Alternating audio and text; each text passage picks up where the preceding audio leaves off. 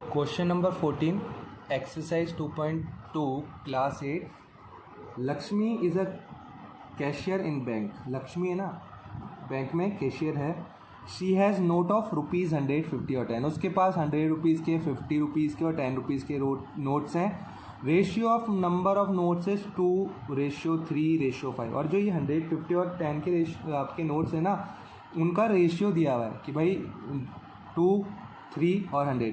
50 rupees का 100 rupees के notes का रेशियो 2 है, 50 का 3 और 10 का 5। इस रेशियो के फॉर्म में दिए हुए नोट्स के नंबर तक। टोटल कैश आपको दिया हुआ 4 लाख रुपीज़ का उसके पास टोटल कैश है। How many notes of each that's ये है ना। तो बोलते हैं आपको बताना 100 के उसके पास कितने नोट्स हैं, 50 के कितने नोट्स हैं, 10 के कितने नोट्स हैं। अब आपको यहाँ पे क्या दिया हुआ है, नंबर ऑफ नोट रेशियो में दिया हुआ है। तो आपको उन्हें नंबर्स में लेके आने के लिए कि आप जानना चाहते हो कि 100 के कितने नोट्स हैं, तो उसको पहले किससे इंटू करना पड़ेगा, कॉमन रेशियो से, कॉमन फैक्टर से। और कॉमन रेशियो कॉमन फैक्टर यहाँ पे हमें पता नहीं है, तो इसलिए उसको वेरिएबल कंसिडर करना पड़ेगा। तो यहाँ पे हम निकालते हैं। हमने मान लिया कि कॉमन रेशियो x है। आप जो भी वेरिएबल लेना चाहते हो आप ले सकते हो। तो अब मैं क्या कर रहा हूँ, मैंने कॉमन रेशियो x ले लिया। तो देखिए नंबर ऑफ नोट्स क्या हो जाएंगे, नंबर ऑफ नोट्स है ना, number of note of 100 rupees. मैं 100 रुपीज़ की पहले बात कर रहा हूँ। रेशियो दिया हुआ था इसका 2, इसको कॉमन फैक्टर से इंटू कर दिया। तो यहाँ 50 भी लिख देता हूँ और यहाँ 10 भी लिख देता हूँ। तीनों लिख दिए मैंने, है ना। 100, 50 और 10 रुपीज़, तीनों टाइप के नोट नंबर एक साथ लिख रहा हूँ। देखिए 100 का नोट्स का तो रेशियो आपको दिया हुआ था 2। हमने जैसे ही इसको कॉमन रेशियो से इंटू करा तो ये नंबर ऑफ नोट्स निकल गए 100 रुपीज़ के। ऐसे ही 50 का रेशियो दिया हुआ था 3, इसको भी कॉमन फैक्टर से इंटू कर दिया तो ये 50 रुपीज़ के नोट्स आ गए।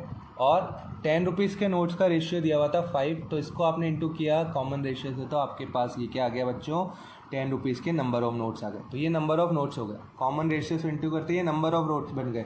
कॉमन रेशियो हटाते ये वापस से क्या बन जाएंगे, रेशियो में आ जाएंगे, अनुपात में आ जाएंगे कि एक दूसरे के रिस्पेक्ट में कितने हैं। ठीक है, तो इस तरह से आपने नंबर ऑफ नोट्स निकाल लिए। अब आपको यहाँ पे टोटल रुपीज़ दिए हुए 4 लाख, है ना। तो आपको अमाउंट निकालना पड़ेगा इंडिविजुअल नोट्स का, अलग अलग नोट्स का अमाउंट निकालना पड़ेगा। तो अब हम अमाउंट निकालेंगे किस किस के, इन तीनों तरह के नोट्स के। अमाउंट ऑफ 100 रुपीज़ नोट्स, इन इसके निकाल रहा हूँ पहले तो अमाउंट।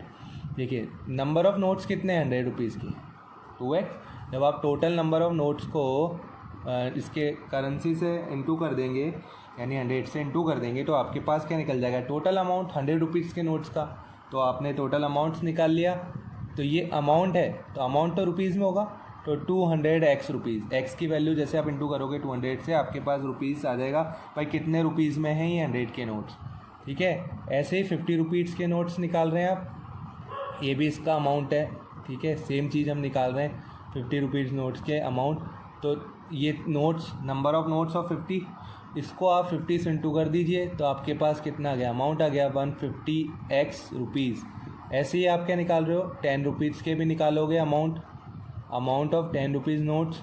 तो इसका रेशियो है 5x, इसको 10 से इंटू कर दीजिए, तो आपके पास 50x के आ गया बच्चों, अमाउंट आ गया किसका, हमारे 10 रुपीज़ नोट्स का। अब टोटल अमाउंट कितना है लक्ष्मी के पास, कैशियर के पास, है ना। टोटल अमाउंट आपको गिवन है, टोटल अमाउंट, ये आपको टोटल अमाउंट गिवन है बच्चों। यानी जो 200x, ये 100 के नोट्स को जोड़ लो, 50 रुपीज़ के नोट्स को जोड़ लो और 10 रुपीज़ के नोट्स को जोड़ लो, तो आपके इसके पास जो कैशियर के पास टोटल रुपीज़ बन रहे हैं वो कितने हैं, 4 लाख रुपीज़ हैं। ठीक है, तो हम पहले यहाँ पे x की वैल्यू निकाल लेते हैं। देखिए तीनों ही x के हैं आपके टर्म, ऐड कर दो उनके कोफिशिएंट को, 350 और 400x, 400x is equals to 4 lakh, ये 4 लाख। अब x की वैल्यू निकालनी है, 400 इंटू कर रहा है, तो राइट साइड जाके 4 लाख को क्या करेगा, डिवाइड। अब देखिए 400 बन जा 400, ये 1 टाइम्स हो गया। और कितने ज़ीरो हैं, 1 2 3 बच गए, तो ये कितने टाइम्स डिवाइड हो गया, 1000 टाइम डिवाइड हो। ये x की वैल्यू आई है बच्चों। अब आपको निकालना क्या था इस क्वेश्चन में, नंबर ऑफ नोट्स निकालने। तो नंबर ऑफ नोट्स तो ये रहे 2x, 3x, 5x, इस x की वैल्यू यहाँ रख दीजिए, तो नंबर ऑफ नोट्स आपके पास आते जाएंगे। Number of 100 rupees notes, this is equals to 2 into 1000। तो टोटल नोट्स कितने हैं, 2000 नोट्स हैं। यानी कितना अमाउंट बन गया, 2000 इंटू 100 कितना हो गया बच्चों? 2000 इंटू 100 आपका, अगर आपको अमाउंट भी पूछता तो आप क्या करते? 2000 इंटू 100 कर देते, तो आपके पास 2 लाख रुपीज़ अमाउंट आ जाता 100 रुपीज़ के नोट्स का। ओके, अभी हमको सिर्फ नंबर ऑफ़ नोट्स निकालने थे। ऐसे ही मैं 50 रुपीज़ के नंबर ऑफ़ नोट्स निकाल रहा हूँ। तो 50 रुपीज़ का क्या था? 3 इंटू 1000, तो 3000 नोट्स है 50 रुपीज़ के। अगर वो आपको अमाउंट भी पूछता तो आप अमाउंट के लिए क्या करते? आप 3000 को किससे इंटू कर देते? 50 से इंटू कर देते, या आप डायरेक्ट इधर ही कर देते, तो आपके पास 1,50,000 आ जाता। और इधर 50 इंटू 1000 करते तो 50 रुपीज़ का आपका अमाउंट आ जाता। ठीक है, 50,000 रुपीज़ आ जाता। इस तरह से आप अमाउंट भी निकाल सकते हो। ठीक है, पर हम अब यहाँ पे हमसे सिर्फ नोट्स पूछे हैं, तो हम सिर्फ नोट्स निकाल रहे हैं। ठीक है, ये 5000 नोट्स हो गए हमारे किसके? 10 रुपीज़ के। इस तरह से हमने नोट्स निकाल लिए। ठीक है, 2000 तो 100 रुपीज़ के नोट्स हैं, 3000 50 के, और 5000 आपके किसके हैं? 10 रुपीज़ के नोट्स हैं। नेक्स्ट क्वेश्चन करते हैं। Next question 15 question. I have total ₹300 in coins of ₹1, 2 and 5। मेरे पास कुछ सिक्कों के रूप में टोटल कितने रुपीज़ हैं? 300 रुपीज़ है। वो सिक्के कौन कौन से हैं? 1 रुपीज़ का, 2 रुपीज़ का और 5 रुपीज़ का सिक्का है। Number of 2 rupees coin is 3 times the number of 5 rupees coin. जो 2 रुपीज़ के कॉइन है ना, वो 5 रुपीज़ के कॉइन से कितने टाइम्स हैं? 3 टाइम्स हैं। ठीक है, 5 रुपीज़ के कॉइन के रिस्पेक्ट में 2 रुपीज़ के कॉइन दिए हुए हैं, और बोला था total number of coin is 160, और कुल मिला के उसके बाद मेरे पास कितने कॉइन है? 160 कॉइन है इन तीनों रो के। 1 रुपीज़ के, 2 रुपीज़ और 5 रुपीज़ के मिला के 160 कॉइन है। मुझे बोल रहा है how many coin of each denomination. Individually बताना है कि 1 रुपये के कितने कॉइन है, 2 रुपीज़ के कितने हैं, 5 रुपीज़ के कितने कॉइन है। तो देखो, सबसे पहले मुझे क्या दिया हुआ था? क्वेश्चन नंबर 15 है। मुझे सबसे पहले दिया हुआ था मेरे 2 रुपीज़ के जो कॉइन के नंबर है ना, वो 5 रुपीज़ के कॉइन से कितने ज़्यादा हैं? 3 टाइम्स है। ठीक है, तो सबसे पहले मैं नंबर ऑफ़ 5 रुपीज़ कॉइन मान लेता हूँ। Let number of 5 rupees coin, क्योंकि इसके रिस्पेक्ट में मेरे 2 रुपीज़ के कॉइन दिए हुए, मैंने एक्स मान लिया। अब बात करें हम नंबर ऑफ़ 2 रुपीज़ कॉइन की, तो भाई इसके रिस्पेक्ट में दिए हुए हैं, इसके रिस्पेक्ट में कितने दिए हुए हैं? ये 5 रुपीज़ के कॉइन से 3 टाइम्स है, तो 3 से इंटू कर दिया, तो 2 रुपीज़ के कॉइन। अब तीनों के मिला के, क्योंकि मुझे 1 रुपीज़ के कॉइन की कोई इन्फॉर्मेशन नहीं है, अब ये बोल रहा है कि तीनों जो कॉइन है ना, वो मिला के 160 है। जब मैं इन दोनों का सम, यानी जो मैंने कॉइन निकाले इन दोनों का सम 160 में से सब्ट्रैक्ट कर दूंगा, तो मेरे पास क्या आ जाएगा? नंबर ऑफ़ 1 रुपीज़ कॉइन आ जाएगा, क्योंकि 1 रुपीज़ के कॉइन के लिए कोई इन्फॉर्मेशन नहीं है सिवाय इसके कि तीनों कॉइन 160 हैं। जब मैं टोटल कॉइन में से इन दोनों कॉइन का सम हटा दूंगा, तो मेरे पास ये क्या आ जाएगा बच्चों? मेरे पास ये 1 रुपीज़ के कॉइन आ जाएंगे। ठीक है, 160 माइनस 4x, मेरे पास क्या आ गए? 1 रुपीज़ के कॉइन। अब मैं निकालने जा रहा हूँ, क्योंकि मेरे को अमाउंट भी दिया हुआ है इन तीनों कॉइन्स का, तो मैं इन तीनों कॉइन्स का इंडिविजुअली पहले अमाउंट निकाल लेता हूँ। ठीक है, अब मैं अमाउंट निकालूंगा।